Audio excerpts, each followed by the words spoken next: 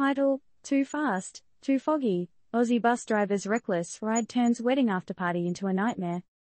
TLDR, buckle up, party peeps. An Australian bus driver faces severe charges after his speedy drive in dense fog led to a dreadful crash, killing 10 wedding guests and injuring 25. Despite the chaotic incident, he pleaded not guilty and was denied bail. Meanwhile, the mishap stirs a heated debate about the country's seatbelt laws. Brett Andrew Button, 58, didn't expect his bus ride to end in a nightmare. On a chilly Sunday evening, Button found himself in the driver's seat, tasked with ferrying 35 wedding revellers from the joyous ambience of the Wandon Estate Winery to the town of Singleton in New South Wales state. His wheels, however, had other plans. Following Button's too fast for fog driving, the 2009 Volvo bus tipped over, hitting a guardrail during a detour at a roundabout. Button was slapped with 10 counts of dangerous driving, in relation to each death, and 1 count of negligent driving.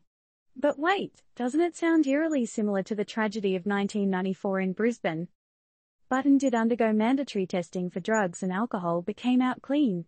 So, was speed the only devil here? The evidence sheet indicated that the passengers did fasten their seatbelts. So, the buckle was on, but the safety was off. Why, though? Prosecutor Courtney Broom strongly argued against Button's bail. Despite his clean criminal record and mere 7 traffic offences in 30 years of driving, this was not a minor accident we're talking about. Button sat head bowed during the hearing, clearly distressed. He has been restricted from driving and must observe an overnight curfew at his home. The weight of his actions, however, still looms large over his head, and he could face further charges for the injured survivors. Imagine waking up each day to this nightmare. Isn't that a thought worth pondering? On a different track, this incident has rekindled a hot debate over Australia's seatbelt laws. New South Wales Premier Chris Minns emphasised that it's always the driver's responsibility to ensure passengers wear seatbelts. But is this enough? Shouldn't there be a collective responsibility or a comprehensive law in place? Victoria State Premier Daniel Andrews suggested a national approach to bus seatbelts but expressed concerns over the complexities around different transport types and the potential delay in striking a deal. Meanwhile, Tasmania Premier Jeremy Rockliff seems open to any recommendations following the crash investigation. But when? When another accident hits the headlines. The wedding-turned-tragic event has left a void in the hearts of many, with victims ranging from their 20s to their 60s.